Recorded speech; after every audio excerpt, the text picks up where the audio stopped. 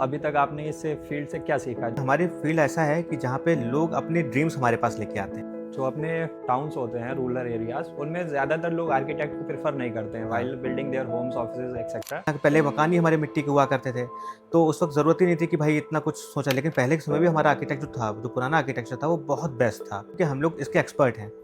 हम लोगों ने इसकी पढ़ाई करी है, हम लोग का अपना एक एक्सपीरियंस भी है। तो घर जब डिज़ाइन करते हैं तो विंडो को साउथ डायरेक्शन में नहीं लेते, क्योंकि जब साउथ डायरेक्शन अगर आप ले लोगे, वास्तु क्या कहता है कि साउथ डायरेक्शन को पूरा बंद करिए, साउथ डायरेक्शन को ऊंचा रखिए। एक्चुअली में ये वास्तु है क्या? जैसे साउथ ईस्ट जो जोन है वो अग्नि कोण को रिप्रेजेंट करता है, और इसका जस्ट अपोजिट जो है वो वाटर को रिप्रेजेंट करता है। तो इसलिए हम लोग कोशिश करते हैं कि उनके घर को पहले तो साउथ डायरेक्शन का सर्व करके सोएं। वास्तु हमारे फायदे के लिए है या उसके कुछ नुकसान भी है? इसमें कुछ भी ओवर हाइप नहीं है कि ऐसा कर लोगे तो मर जाओगे, मर नहीं जाओगे। एक लॉन्ग टर्म इफेक्ट आता है। बच्चों कमरा ऐसी जगह होना चाहिए जहाँ पे डायरेक्ट सनलाइट, सुबह की डायरेक्ट सनलाइट आ जाए।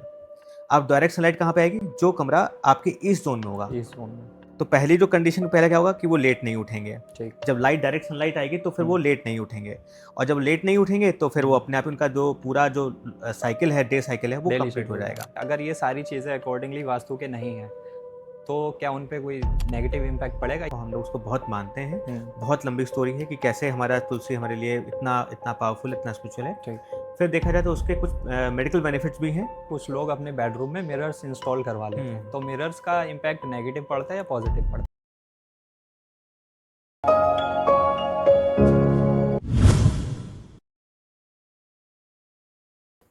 बहुत बहुत स्वागत है अर्जुन जी आपका चाय विद बाबू के पॉडकास्ट में। Thank you so much. कैसे हैं आप? मैं बहुत अच्छा हूँ, आप कैसे हैं? मैं एकदम बढ़िया हूँ। ये आर्किटेक्ट की लाइन में आप कैसे स्टार्टिंग हुई थी आपकी? आर्किटेक्ट की लाइन में बेसिकली मैं एक इंजीनियर हूँ। ठीक। मेरी एजुकेशन जो है कानपुर से हुई है, और क्योंकि मेरे जो सीनियर थे, गुरुजी थे, वो जो है उसमें आर्किटेक्ट फील्ड में थे, तो उनके बिहाफ से फिर मैं इसमें आ गया। ठीक। इस तरीके से मैंने अपना शुरू किया। मेरी जो स्टार्टिंग हुई है वो राजस्थान से हुई है। ठीक। राजस्थान के किशनगढ़ में हमारा पहला ऑफिस खुला था, ठीक। जिनके अंडरटेकिंग हमने काम शुरू किया था। पहला फिर प्रोजेक्ट आपका राजस्थान में पहला था? प्रोजेक्ट हमारे राजस्थान ठीक। में था, और वहीं से हमारी शुरुआत हुई है। फिर उसके बाद में हम लोगों ने पहले राजस्थान किशनगढ़ में खोला। उसके बाद में क्योंकि फिर हमारी जो शादी हुई है वो हमारी फर्रुखाबाद में हुई है, तो इस तरीके से फर्रुखाबाद में एक ऑफिस खोला। ठीक। और इसके बाद में अभी तक हम लोगों ने लखनऊ और वृंदावन, देहरादून, ऋषिकेश, अभी तक यहाँ तक अपने ऑफिस खोल चुके हैं। ठीक। अभी तक हम लोग फुल्ली फ्लेज होकर काम जो कर रहे हैं वो 3 स्टेट में फुल्ली फ्लेज होकर काम कर रहे हैं। फुल्ली फ्लेज मतलब होता है कि हम लोग पूरा विद एग्जीक्यूशन हम लोग सपोर्ट कर रहे हैं। तो वो ये राजस्थान, उत्तर प्रदेश और उत्तराखंड, इन 3 जगह पर कर रहे हैं। ठीक। अभी तक आपने इस फील्ड से क्या सीखा? सबसे अच्छा जो सीखा है कि हमारी फील्ड ऐसा है कि जहाँ पे लोग अपने ड्रीम्स हमारे पास लेके आते हैं। तो हमें जब उनको उनकी ड्रीम्स को जब पूरा करते हैं, तो जो उनके चेहरे पे जो मुस्कुराहट होती है, जो उनके सेटिस्फेक्शन होता है, वही हमारा सेटिस्फेक्शन होता है। और वही चीज़ हमें इस फील्ड में इतना यंग रखती है और लगातार कुछ नया करने का प्रेरित करती रहती है। जो अपने टाउन्स होते हैं, रूरल एरियाज, उनमें ज़्यादातर लोग आर्किटेक्ट को प्रेफर नहीं करते हैं while building their homes, offices etcetera. तो एक आर्किटेक्ट को हायर करना कंस्ट्रक्शन के टाइम पीरियड में क्यों इतना इंपॉर्टेंट है? एक आर्किटेक्ट या एक इंजीनियर को हायर करना बहुत ज़रूरी है। रीज़न क्या? क्योंकि गाँव में तो जनरली होता है कि पहले के समय पे अलग तरीका हुआ करता था काम करने का।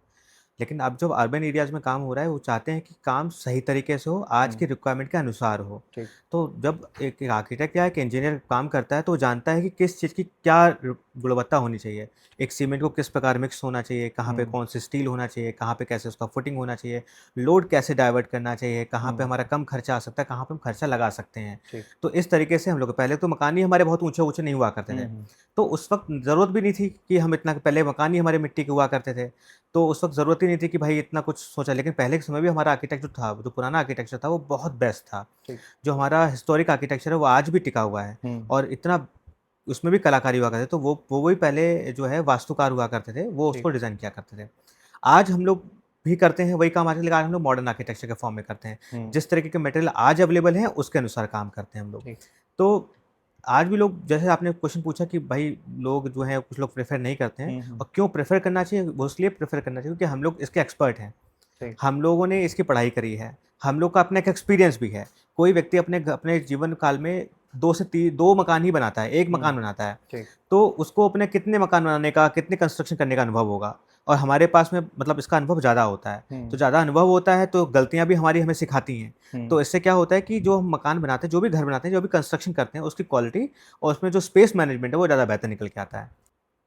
जो पुराने बिल्डिंग्स के कंस्ट्रक्शंस होते थे वो अपने रूट्स और हेरिटेज से कनेक्टेड रहते थे। अभी का जो टाइम पीरियड आया है मॉडर्न आर्किटेक्ट, उसमें इंटीरियर काफ़ी ज़्यादा मॉडर्न हो गया है। तो जो कुछ कस्टमर्स आपके पास आते हैं उनको आप डिज़ाइनिंग के टाइम में ये कैसे समझाते हैं कि जो हम प्रोजेक्ट आपको देंगे वो आपके रूट से भी कनेक्टेड रहेगा और वो मॉडर्न भी होगा? बिल्कुल, जैसा भारत हमारा है, भारत एक कल्चरल रिच एक देश जी। है और यहाँ पर मतलब एक बहुत अच्छी चीज़ होती है कि लोग हर कोई चाहता है कि हमारे कल्चर से जुड़ा रहे, हमारा हुँ, घर जो बने वो कल्चरली रिफ्लेक्ट करे, हुँ, हमारे को हुँ। रिफ्लेक्ट करे। वैसे भी मैं ये कहता हूँ कि एक कोई भी जो बिल्डिंग होती है, वो एक स्वयं एक ह्यूमन बीइंग की तरह होती है। जैसे हर एक ह्यूमन का, हर एक व्यक्ति का एक अपना पर्सपेक्टिव होता है और अपना एक ऑरा होता है। ठीक। वो जैसा दिखता है तो वैसा ही उसको रिप्रेज़ेंट भी करता है। ऐसी बिल्डिंग जो होती है वो रिप्रेजेंटेटिव होती है आपकी ही। तो जो भी हमारा क्लाइंट होता है वो उसका ही रिप्रेजेंटेटिव होता है। तो ठीक। हम लोग जब डिज़ाइन करते हैं तो पहले तो ये ध्यान रखते हैं कि हर व्यक्ति की ज़रूरतें अलग हैं और उसकी ख्वाहिशें अलग-अलग हैं, उसके हुँ, सपने अलग-अलग हैं। तो हम लोग तो डिज़ाइन करते समय एक तो ये बात ध्यान रखते हैं कि हर व्यक्ति तो इसीलिए जो डिज़ाइन बनता है, वो हर व्यक्ति के अनुसार अलग बनता है। ठीक।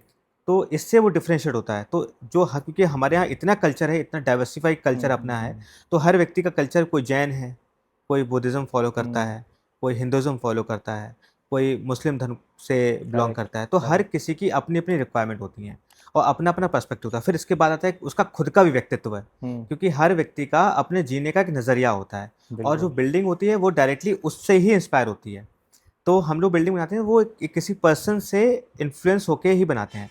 तो इसलिए हमारी डिज़ाइन्स भी हर किसी से बिल्कुल अलग होती हैं, हुँ, क्योंकि और वो डिज़ाइन उस व्यक्ति को ही रिप्रेज़ेंट कर रही होती है जैसा वो खुद है। तो इस तरह से हम लोग डिज़ाइन करते हैं। हुँ। जैसे हेरिटेज में हमारा क्या होता था कि हेरिटेज में हमारे यहाँ जो भी मटेरियल यूज़ किए जाते थे वो नेचुरली एक्वायर्ड मटेरियल हुआ करते थे। ठीक। हम लोग जैसे स्टोन यूज़ कर रहे हैं तो वो हुँ, हुँ। रियल स्टोन यूज़ कर रहे हैं तो उसकी वॉल का थिकनेस भी जो है रियल वो है। बड़ा होता था। ठीक। पहले के समय पे जगह की कमी नहीं थी। हुँ, तो बड़े-बड़े लैंड्स हुआ करते थे। उसमें हम लोग बनाते थे, तो उसमें अगर 12-15 इंच की अगर वॉल हो रही है तो कोई फ़र्क नहीं पड़ रहा है। हुँ। लेकिन आज के समय पर लैंड का हमारे पास है छोटी होती जा रही हैं। तो पहले हमारे वॉशरूम वगैरह सब बाहर हुआ करते थे, ठीक। तो आज वो सब अंदर आ गए हैं। तो हुँ, लैंड जो ज़मीन है हमारे पास स्पेस है वो कम हो गया, तो हमें उसी में सब मैनेजमेंट करना पड़ता है। तो इसलिए हम लोग को वॉल्स छोटी करनी पड़ी। ठीक। पहले के समय पे क्या होता था कि वो सीमेंट नहीं हुआ करता था। तो हम लोग क्या करते थे लाइम को हम लोग दालों को, हुँ, चावलों को पीस के उसको जॉइंट किया करते थे। वो भी बहुत बहुत परफेक्ट हुआ करता था। लेकिन आज अगर उसके हिसाब से काम करेंगे तो कॉस्टिंग हमारी बहुत बहुत ज़्यादा जाएगी। कॉस्टिंग को कम करने के लिए आज हम जो है ये नई टेक्निक यूज़ करते हैं। ठीक। इसीलिए हम लोग चाहते हैं कि कल्चरल रिच रहे हमारा घर, हुँ, लेकिन जो टेक्निक हो जाए वो हम लोग मॉडर्न टेक्निक यूज़ कर लें। ठीक। सीमेंट, मोर्टार हम लोग यूज़ करें। अब हम लोग पहले की तरह दालें वगैरह यूज़ नहीं नहीं करते। कर सकते। सपोज़ आपके पास अगर एक कस्टमर आए समर सीज़न में, उन्होंने बोला कि हमें जो अपना घर चाहिए वो एक प्रॉपर वेंटिलेशन के साथ होना चाहिए। बट समर के बाद आएगा विंटर सीज़न, अगर विंटर में भी प्रॉपर वेंटिलेशन हुआ तो कस्टमर्स को हेल्थ प्रॉब्लम होगी। इश्यूज़ आएँगे। बिल्कुल। तो आप जब एक घर बनाते हैं उसमें आप वेदर वाइज़ उसको कैसे मैनेज करते हैं कि हाँ। रेनी सीज़न में भी ये प्रॉपर रहे और विंटर में और समर में सारे ऑल वेदर्स में प्रॉपर रहे? अब इसके लिए एक बहुत अच्छा सा चीज़ है, यहीं पे आते हैं वास्तु का आता है। मतलब लोग वास्तु को आप जानते हो कि वास्तु लोग सोचते हैं कि हम इधर नहीं सोएँगे तो हम मर जाएँगे। हुँ, इधर नहीं करेंगे तो ऐसा ट्रेजेडी हो जाएगी। ठीक। वास्तु बेसिकली सिर्फ़ ये नहीं है वो भी, आपकी बॉडी को अफ़ेक्ट करती है, लेकिन असल में जो वास्तु है वो डायरेक्शंस को फ़ॉलो करती है। ठीक। हमारे भारत में ख़ास है कि एक आपने सुना होगा कि पछुआ हवा चलती है हुँ, हुँ, और पूर्वाई चलती है। हुँ, तो एक तरफ एक समय आता है जब पूरब से हवा फ्लो होती है पश्चिम हुँ, की तरफ, एक तरफ पछुआ मतलब पश्चिम से पूरब की पूरब तरफ की फ्लो तरफ। होती है। तो ये जो विंड का डायरेक्शन है वो तय होता है हमारे यहाँ विक्षोभों से, मतलब जो समुद्रों में हमारे यहाँ हवा का उठना और टेम्परेचर हुँ, का हुँ, उठना और बढ़ना ये तय करता है कि हमारे यहाँ कौन-सी हवा कब चलेगी। ठीक। अब जब हम लोग गर्मियों के हिसाब से प्लान करते हैं तो उस समय हमारी जो हवा चलती है वो पश्चिम से पूरब की तरफ हवा चलती है। ठीक। तो अब होता क्या है कि जब विंडोज़ हम बनाते हैं तो घर जब डिज़ाइन करते हैं तो विंडो को साउथ डायरेक्शन में नहीं लेते। क्योंकि जब साउथ डायरेक्शन अगर आप ले लोगे हुँ, और वास्तु क्या कहता है कि साउथ डायरेक्शन को पूरा बंद करिए, साउथ डायरेक्शन को ऊँचा रखिए। आप पूरे घर का जैसे पूरा लेवल अगर किसी का घर है तो साउथ डायरेक्शन जो भी घर आ रहा होगा वो हिस्सा ऊँचा रहेगा। उसका रीज़न होता है कि जो सन है वो पूरब से निकलता है और हुँ, पश्चिम की तरफ डूबता है ठीक। और वो मैक्सिमम ट्रैवल जो रखता है उसका वो ट्रैवल टाइम रहता है वो उसका साउथ में रहता है। इसलिए आपने देखा ठीक। होगा सोलर पैनल्स का जो डायरेक्शन रहता है वो हुँ, साउथ की तरफ रहता है। अब एग्ज़ैक्ट। उस जब साउथ की तरफ रहेगा तो क्या होगा कि जो शैडो क्रिएट होगी वो किस तरफ होगी? वो अपने आप ही घर के दूसरे हिस्से में शैडो क्रिएट हो जाएगी। हुँ, हुँ, इसलिए हम लोग साउथ डायरेक्शन ऊँचा कर देते हैं। अब ठीक। लेकिन मिथ्स हो जाते हैं, लोग जनरली ये कहते हैं कि साउथ डायरेक्शन अगर नहीं करेंगे तो आपको ऐसा-ऐसा प्रॉब्लम होगी। हुँ, हुँ, लेकिन उसका सबसे बड़ा प्रॉब्लम ये है कि घर गर्म होगा तो ऑब्वियस आपको हेडेक हुँ, होगा हुँ, ना। हुँ, तो घर को ठंडा रखने के लिए हम लोग साउथ डायरेक्शन ऊंचा रखते हैं ठीक। और उस तरफ विंडोज़ नहीं देते हैं, या विंडो देते हैं तो ध्यान रखते हैं कि विंडोज़ में ऐसे विंडो हो ताकि एक एक शैडो क्रिएट होता है, क्रिएट। डायरेक्ट सनलाइट नहीं आए। तो जब डायरेक्ट सनलाइट जब आती है तो क्या होता है कि घर गर्म होता है, और घर गर्म होगा तो उसमें विंड का फ्लो बनेगा, एक हवा का दबाव बनेगा। तो बचपन में सभी ने पढ़ा होता है कि गर्म हवा हल्की हो जाती है तो वो ऊपर उठती है, और ठंडी हवा क्या होती है, वो भारी होती है, वो नीचे होती है। तो इसीलिए एसी वगैरह हम लोग ऊपर लगाते हैं, जमीन नीचे नहीं लगाते हैं। और विंडोज़ वगैरह होती हैं वो कैसे लगी होती हैं, वो ऊपर नीचे की। से अलाइन होती हैं। ठीक। तो यही कारण है कि घर का वेंटिलेशन होता कैसे है? घर का वेंटिलेशन हवा के दबाव की वजह से होता है, ठीक। ना कि सिर्फ विंडो की वजह से होता है। घर कहाँ कौन सा हिस्सा आप गर्म करोगे, कौन सा हिस्सा ठंडा करोगे, ये तय करता है कि हवा का फ्लो घर के अंदर किस तरीके से रहेगा। और ये हम जानते हैं कि कौन सा हिस्सा उठाया जाए और कौन सा हिस्सा नीचे किया जाए, कहाँ पे डायरेक्ट सनलाइट डाली जाए और कहाँ पे सनलाइट नहीं डाली जाए। ये तय करता है कि घर कहाँ गर्म होगा, जहाँ गर्म होगा तो वो ओटीएस सेक्शन कहलाता है, वहाँ डायरेक्ट सनलाइट करते हैं, तो वहाँ पे हम लोग नेचुरल मार्बल्स वगैरह यूज़ करते हैं जिससे वो गर्म होता है, और वो जब गर्म होता है तो वहाँ की हवा क्या होगी, ऊपर उठेगी। तो घर की हवा जब उठेगी तो उसकी जगह लेने के लिए आएगा कौन, ठंडी हवा। ठंडी हवा आएगी। और वो कहाँ से आएगी, आपके वेंटिलेशन पॉइंट से आएगी, आपके दरवाजों से आएगी। तो जब दरवाजों से आएगी तो घर के अंदर एक अपने आप ही फ्लो बढ़ेगा। दूसरा क्वेश्चन आता है कि ठंडियों फिर कैसे करेगा भैया? ठंडियों में वहाँ सनलाइट पड़ेगी नहीं, ठीक। क्योंकि सन का डायरेक्शन बदल गया होता है, तो वो डायरेक्ट सनलाइट आएगी नहीं, और आएगी तो कम आएगी, और जब कम आएगी तो वहाँ पे हवा गर्म होगी नहीं, और जब हवा गर्म नहीं होगी तो फिर हवा वहाँ ठंडी रहेगी, तो हवा फिर उल्टी बहेगी। तो वेंटिलेशन इस तरीके से होता है। और जब पानी आता है हमारे यहाँ, तो जब पानी आता है तो पानी को हम लोग जहाँ पे डालते हैं कोर्टयार्ड बनाते हैं, सेंट्रल कोर्टयार्ड बनाते हैं।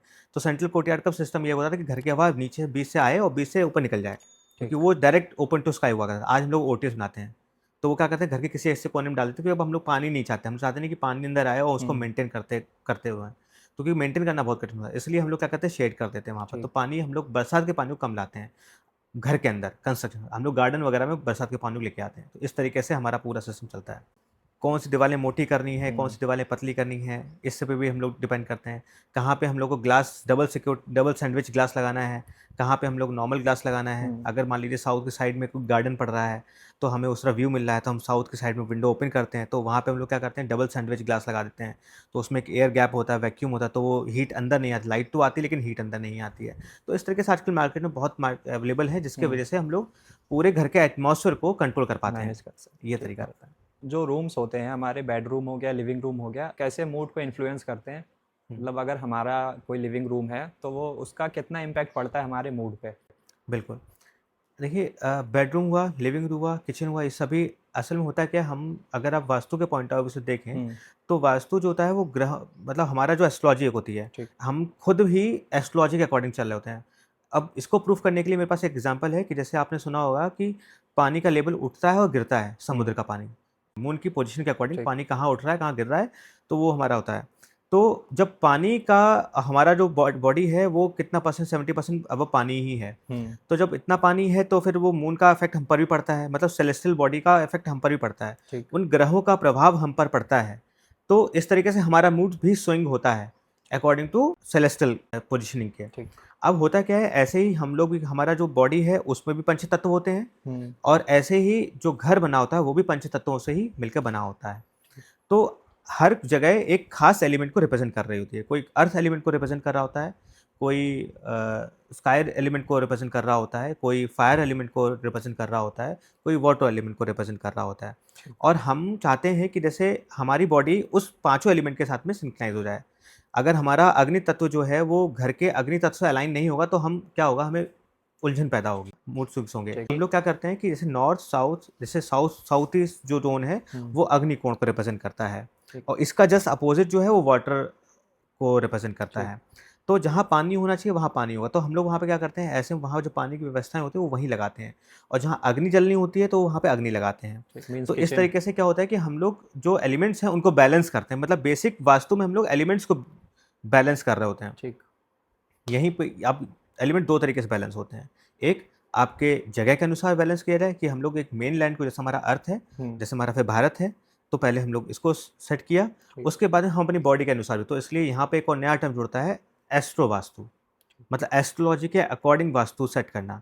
तो एस्ट्रोलॉजी क्या होता है, वो पर्टिकुलर किसी व्यक्ति की होती है कि वो किस किस जन्म किस समय में पैदा हुआ, किस दिन पैदा हुआ, उसके अनुसार आपने सुना होगा कि वो हमारे यहाँ जो पुरोहित होते हैं, पंडित होते हैं, वो बता देते हैं कि इसका व्यवहार कैसा होगा, ये क्या क्या कर सकते हैं। तो वो यही इसी की तरह है कि इसका किसी का चंद्रमा है तो वो बता देगा कि शांत प्रवृत्ति का व्यक्ति है, ठीक। किसी का सन ज़्यादा होगा तो वो कहेगा कि लीडरशिप इसके अंदर ज़्यादा होगी। ठीक। तो उसके अकॉर्डिंग भी हम लोग एलिमेंट्स को बैलेंस करते हैं, तो इससे भी मूड्स को हम अपने ज़्यादा बेस्ट कर लेते हैं।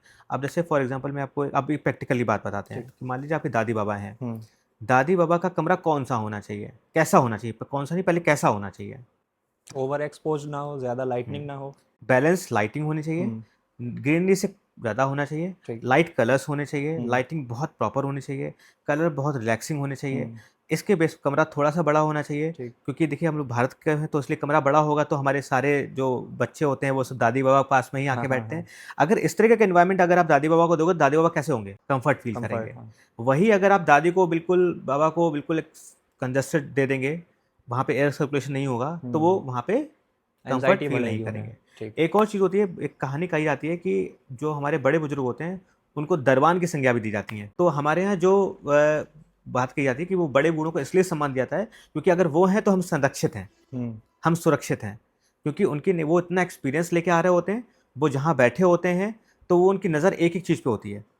तो इसलिए हम लोग कोशिश करते हैं कि उनके घर को पहले तो साउथ डायरेक्शन का सर्व करके सोएं, जिससे साउथ और नॉर्थ पोल होते हैं, जिसकी वजह से एक मैग्नेटिक इफेक्ट बनता है। जैसे आपने देखा हो बचपन में पढ़ा हुआ कि साउथ पोल नॉर्थ पोल होता है हर मैग्नेट के, उसके आसपास वेव्स हो रही होती मैग्नेटिक हैं, वेव्स। और वो क्या कर रही होती हैं, अगर आप आयरन के पाउडर उस पर डालोगे तो उसमें वेव्स बन जाती हैं।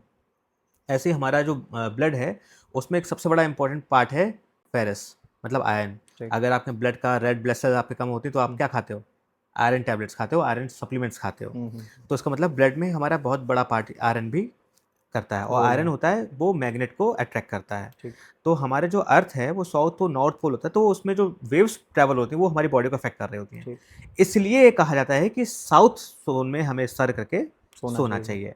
इससे क्या होगा कि जो साउथ से नॉर्थ की तरफ जा रही है वेव्स आ रही हैं, वो हमारा ब्लड सर्कुलेशन हमारा ब्रेन की तरफ कम फ्लो होगा और पैरों की तरफ जाएगा। तो जिससे होता क्या है कि ब्रेन हेमरेज करने की समस्याएं कम हो जाती हैं।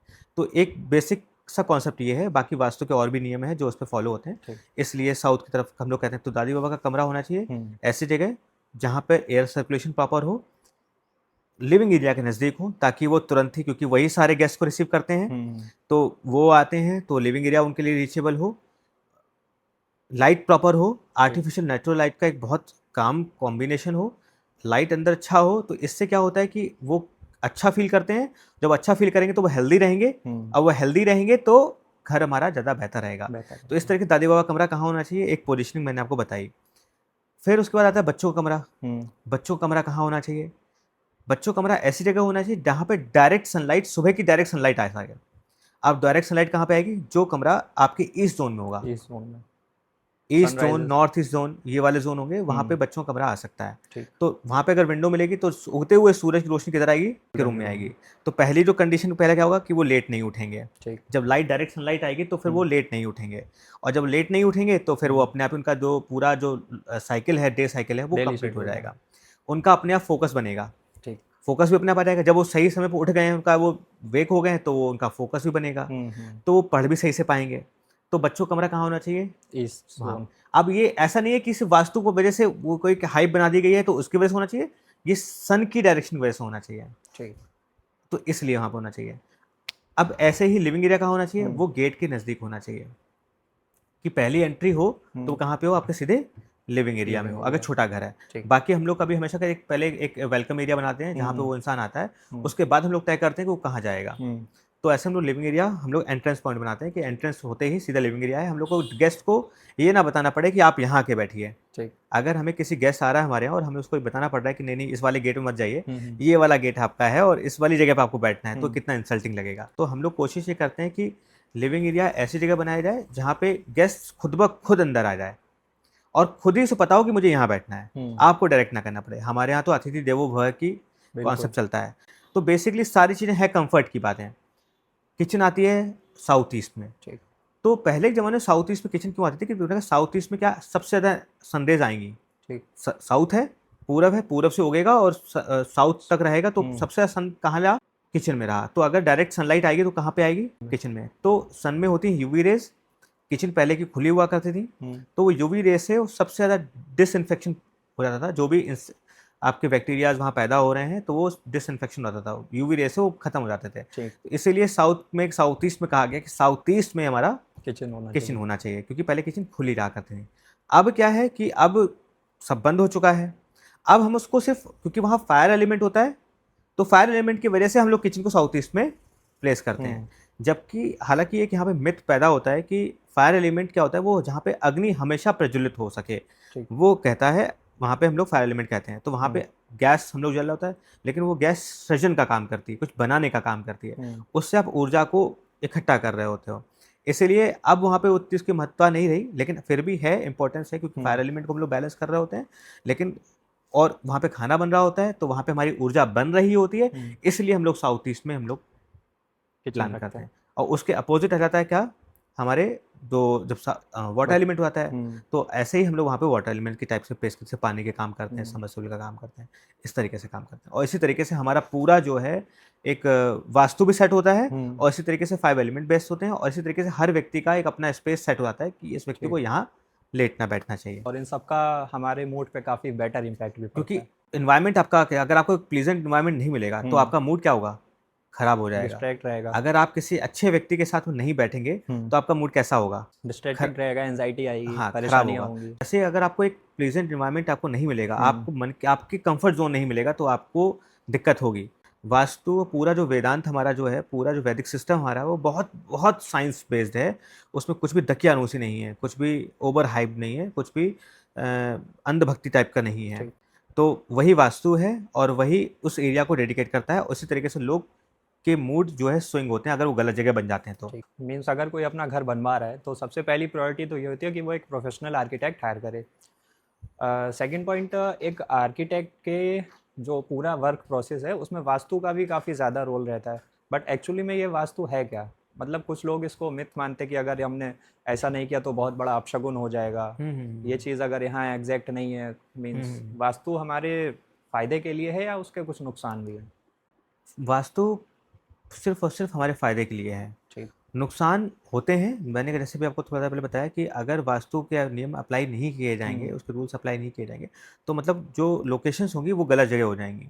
ठीक। जैसे साउथ जोन में हो सकता है कमरा बना दो, फिर आप जब साउथ जोन में कमरा बना दोगे तो विंडो भी कमरे में चाहिए होगी, ज़्यादा सनरेज आएंगी, तो आप वो कमरा एक माइक्रोवेव की तरह बिहेव करने लगेगा, क्योंकि सनरेज में यूवी रेज होती हैं। तो जो माइक्रोवेव की तरह बिहेव करेगा, तो फिर आप कैसे कंफर्ट फील करोगे। तो वास्तु सबसे पहले ये तय करता है कि हम कैसे कंफर्ट रह सकते हैं, हमें कहाँ पे रहना चाहिए, कहाँ पे नहीं रहना चाहिए। प्योर साइंस है, इसमें कुछ भी दकियानूसी नहीं है। मैंने बताया आपको, इसमें कुछ भी ओवर हाइप नहीं है कि ऐसा कर लोगे तो मर जाओगे, मर नहीं जाओगे। एक लॉन्ग टर्म इफेक्ट आता है।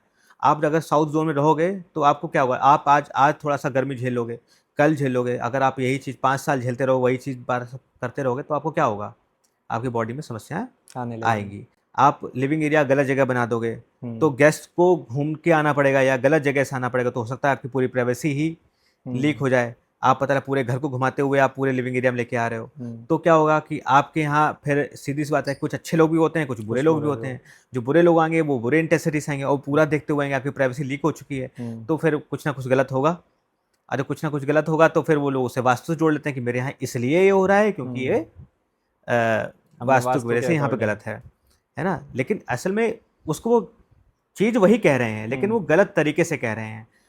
वो गलती तो वास्तु वजह से ही हुई है, वो गलत वास्तु की वजह से ही हुआ। लेकिन वास्तु का जो नियम था वो ये था कि आपको कंफर्ट फील कराना, हर व्यक्ति को उसकी जगह पे ही लोकेट करना, ये वास्तु कहता है। और क्यों करना, उसका एक प्रैक्टिकली रीजन है, ना कि ये है कि आप यहाँ कर दोगे तो इसलिए चोरी हो गई। ये वास्तु का आपने साउथ ईस्ट में नहीं बनाया इसलिए ये गलत हो गया। जबकि लोग ऐसे बोलते हैं कि साउथ ईस्ट में किचन नहीं बनी है इसलिए हमारे यहाँ ये समस्याएं हैं, लेकिन ऐसा नहीं है। वो साउथ ईस्ट में नहीं, वो चीज़ वहाँ नहीं है, उसकी वजह से एक बहुत बड़ा इम्पैक्ट पड़ रहा है आपकी लाइफ पर।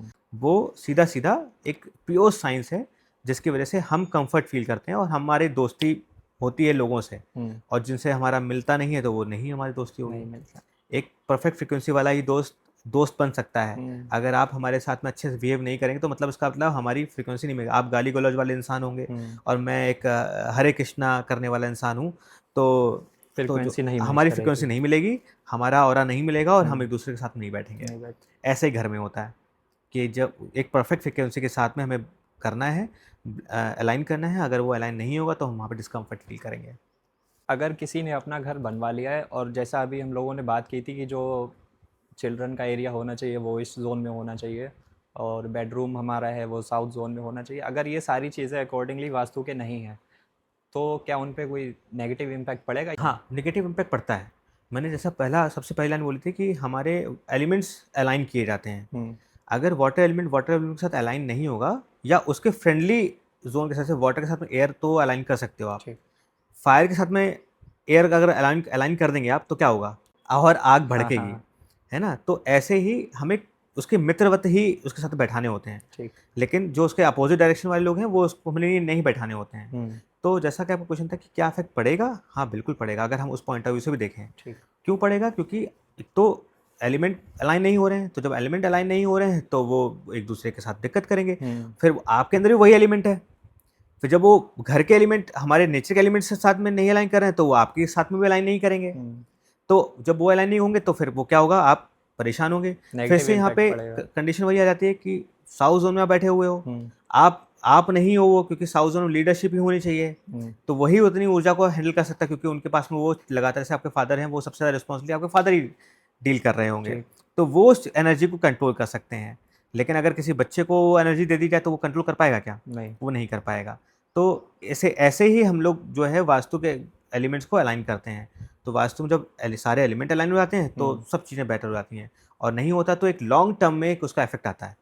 अगर कोई वास्तु को प्रॉपर फॉलो करना चाहता है लेकिन वो एक रेंटेड फ्लैट में या रेंटेड हाउस में रह रहा है तो वो ऐसे क्या क्या स्टेप्स फॉलो करे जो वो वास्तु को भी फॉलो कर ले और उससे कुछ इश्यूज भी हाँ, ना आए?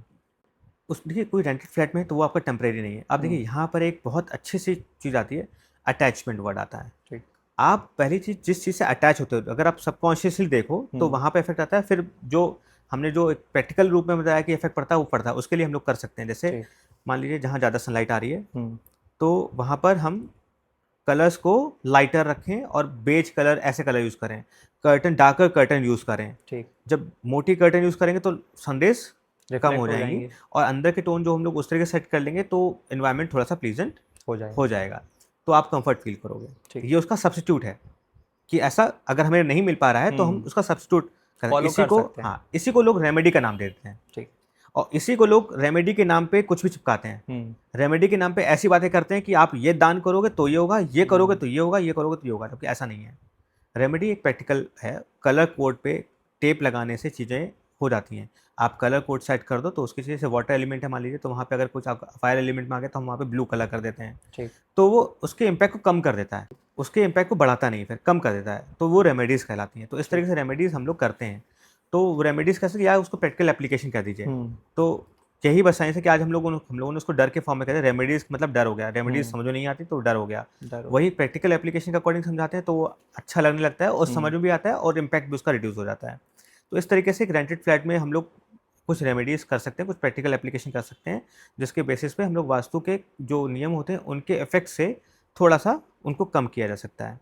फिर दूसरी चीज़ होती है अटैचमेंट, कि कोई भी चीज़ आप पे तब इफेक्ट होगी जब आप उसे अटैचमेंट रखोगे। रेंटेड फ्लैट के साथ में आप अपना कोई अटैचमेंट नहीं रख रहे हो, तो आपको पता होता है मुझे एक ना एक दिन तो कल जाना है, तो स्थायी प्रभाव से हमें मुक्ति मिल जाती है वहाँ पर, क्योंकि हम उससे अटैच नहीं होते हैं। तो जो स्थायी जो प्रभाव होते हैं उस पे नहीं आता है, जो टेम्परेरीली होते हैं वो हम पे इफेक्ट होते हैं। फिर मैंने कहा कि वास्तु के जो इफेक्ट्स आते हैं वो एक लंबे पीरियड में दिखते हैं। ठीक। हो सकता है 5 साल में दिखे, हो सकता है 3 साल में दिखे, ये नहीं होगा 6 महीने में दिखने लगे। क्योंकि उसका रीज़न होता है कि वो इम्पैक्ट पड़ता कैसे है, एक लंबे समय के अनुसार इफेक्ट पड़ता है। और आप रेंटेड फ्लैट जब रह रहे हो तो कितना दिन रहते हो? 1 साल, 2 साल, 3 साल, आप चेंज कर लेते हो। आप हमेशा बेटर ऑप्शन, आपको पता होता है कि मेरे पास बेटर ऑप्शन हमेशा अवेलेबल है। आप उससे अटैच नहीं हो रहे होते हो।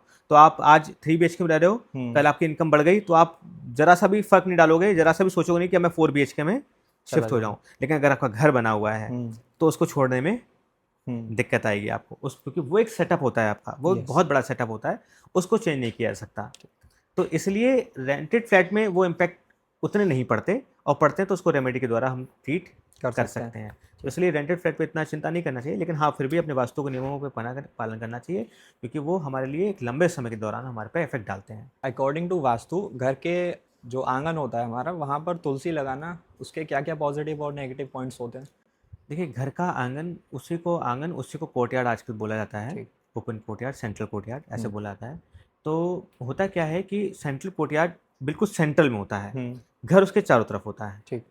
अब उसको बड़ा ओपनिंग होती है, फिर से वही वाली बात है कि सनरेज डायरेक्टली आएंगी, हम्म, तो वहीं पे प्लांट सर्वाइव करेगा। पहली चीज़ तो ये, ठीक। जहाँ पे सनरेज आएंगी वहीं पे प्लांट सर्वाइव करेगा। तुलसी करेक्ट। जैसा प्लांट अगर आप लगाना चाहते हो, क्योंकि वो एक सन बेस्ड प्लांट है, हम्म, तो हम लोग उसको बहुत मानते हैं। हम्म, बहुत लंबी स्टोरी है कि कैसे हमारा तुलसी हमारे लिए इतना इतना पावरफुल, इतना स्पिरिचुअल है। ठीक।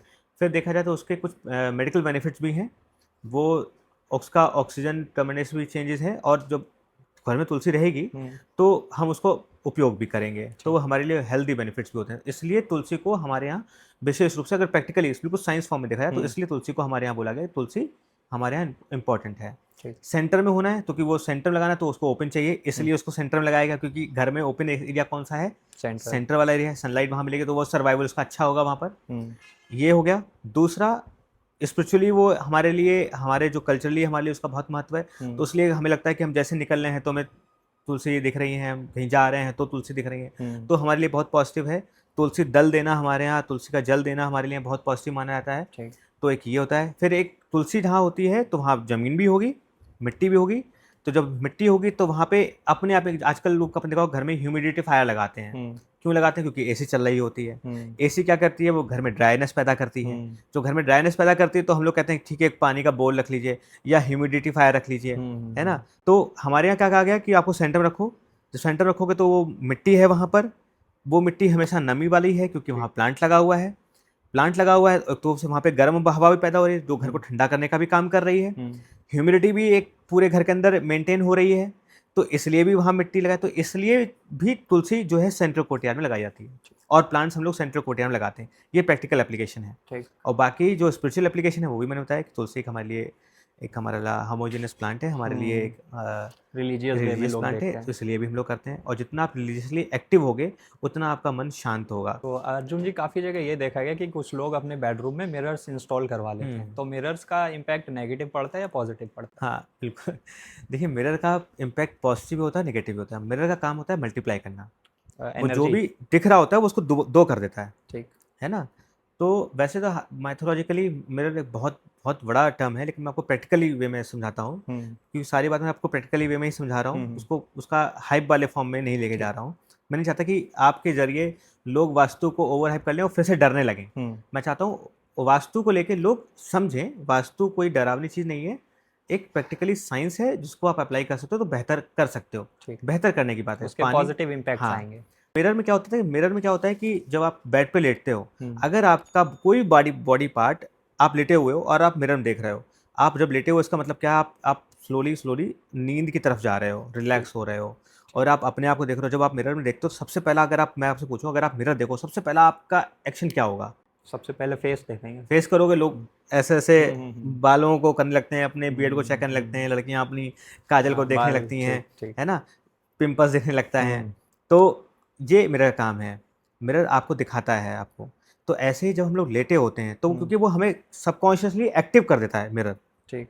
वो हमें एक्टिव बनाता है, हमें कुछ ना कुछ करने के लिए प्रेरित करता है। तो जब हम लेटे होते हैं और हम उसमें तो रिलैक्स होना चाहते हैं, हम्म, अब हम अपने आप को उसमें देख रहे हैं, तो क्या हम रिलैक्स हो सकते हैं? नहीं। नहीं हो सकते। ये प्रैक्टिकल, मतलब आंसर देखिए प्रैक्टिकली है बिल्कुल इसका। ठीक। तो इसलिए भी मिरर को बेडरूम में ऐसे नहीं लगाना चाहिए कि बेड उसमें दिखने लगे। हम्म, अब अगर मान लीजिए आप लेटे हुए हो, सो रहे हो, कमरे में अंधेरा है, हम्म, थोड़ा बहुत लाइट आ रही है, और आप उठते हो, सबसे पहले क्या देखोगे आप? अगर मिरर सामने दिख रहा है तो सबसे पहले कौन दिखेगा? हम। मिरर। आप उस वक्त अंधेरे में हो, आपको बस शैडो पड़ रही है, तो मिरर में दिखने वाला व्यक्ति कैसा लगेगा? घोस्ट। घोस्ट लगेगा। तो आप क्या कर सकते हो? एकदम से चौंक सकते हो। हम्म, इसलिए नहीं मिरर लगाया था। अब आते हैं, ये तो हो गया प्रैक्टिकल एप्लीकेशन। ठीक। इसमें कोई भी आप, लेकिन जो दूसरा पार्ट है जिसमें लोग डराते हैं लोग कि मिरर में होगा तो आपको हेल्थ नेगेटिव का नुकसान एनर्जीज होगा, आएंगे। नेगेटिव इफेक्ट्स होंगे। मैंने कहा फिर से वो लंबे पीरियड के दौरान होंगे। कैसे? जब आप देख रहे हो, बार बार आप चौंक रहे हो, डर रहे हो, और आप कंफर्टेबल फील नहीं करा रहा है वो मिरर बार बार, तो आपकी हेल्थ पे क्या होगा? मेंटली, पहले मेंटली इफेक्ट आएगा, और मेंटल इफेक्ट बाद में आपके बॉडी का इफेक्ट आएगा। ठीक। फिर आप कहोगे कि ये तो इसलिए हो गया क्योंकि ये मिरर इस कमरे में लगा हुआ है। बेडरूम में। तो ऐसे तो टीवी भी होता है, टीवी भी हम्म, नहीं लगाना चाहिए। अगर आप टीवी कमरे में लगा लोगे तो क्या होगा? तो आप अपने को टाइम कहाँ दोगे? हम्म, आप तो टीवी को टाइम दोगे, आप न्यूज़ को टाइम दोगे, तो इसलिए टीवी भी बाहर होनी चाहिए। Living room. हाँ, तो ऐसा सिर्फ मिरर के साथ नहीं, ऐसा टीवी के साथ में भी है।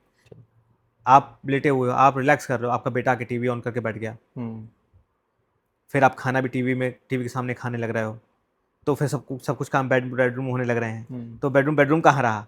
लिविंग रूम बन गया। है ना? तो वो आपको ही परेशान करेगा। इसलिए फिर वो एक लंबे दौरान इफेक्ट आते हैं इन सब चीज़ों के। कोई एकदम शॉर्ट टर्म नहीं होता है कि एकदम से अपशगुन हो गया। अपशगुन तो होता ही नहीं कुछ। वास्तु के जो इम्पैक्ट्स हैं वो क्या सिर्फ हिंदू रिलीजन पे ही पड़ते हैं? नहीं, बिल्कुल नहीं। ये वास्तु का जो नियम है, मैंने कहा जैसे बताया, वो प्योर साइंस है। उसका हर व्यक्ति विशेष पे इफेक्ट पड़ता है। हर व्यक्ति 5 एलिमेंट से बना हुआ है। ठीक। हर जगह वो 5 एलिमेंट इन्वॉल्व है। सभी चीज़ों पे सेलेस्टियल बॉडी का इफेक्ट है। तो वो चाहे किसी भी धर्म का हो, वो इफेक्ट पड़ेगा। मैंने कहा ना, वास्तु एक लिविंग स्ट्रैटेजी है। आप कैसे अपने जीवन को जिएंगे, ये एक रूल बुक है।